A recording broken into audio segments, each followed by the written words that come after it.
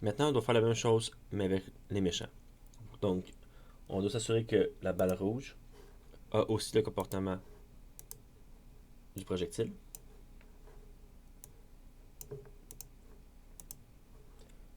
On doit s'assurer que l'ennemi vert a également un image point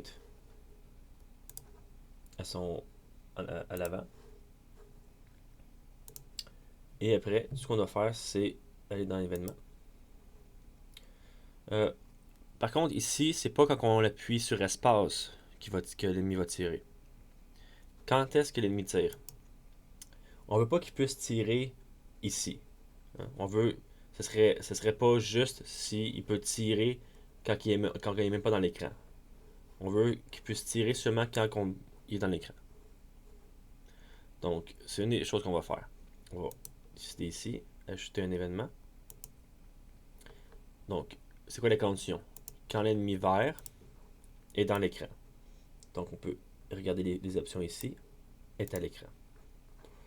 Donc, pour voir ici, c'est écrit test si l'objet est actuellement visible à l'écran. Donc, s'il est ici dans l'écran, la condition est bonne. Par contre, c'est pas suffisant. On veut pas qu'il tire sans arrêt quand il est dans l'écran. On veut peut-être qu'il tire à chaque demi-seconde. Donc, on a besoin d'une autre condition. Donc, on ne peut pas rajouter un nouvel événement parce que c'est dans la même condition. On a justement besoin de deux conditions dans la même. Donc, on doit ajouter un sous-événement. Donc, c'est ici, vous pouvez voir, c'est écrit ajouter à droite. Donc, on est toujours dans la même condition. Donc, si l'ennemi est à l'écran, et on ajoute un sous-événement ici, qu'est-ce qu'on veut faire? On voulait que ce soit à chaque demi-seconde. Donc, qu'est-ce qui contrôle le temps ici?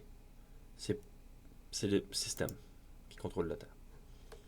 Donc, on clique sur suivant. Et ici, on a plusieurs choix. On va voir que celui qu'on veut utiliser présentement, c'est tous les X secondes. Donc, on va dire tous les 0,5 secondes.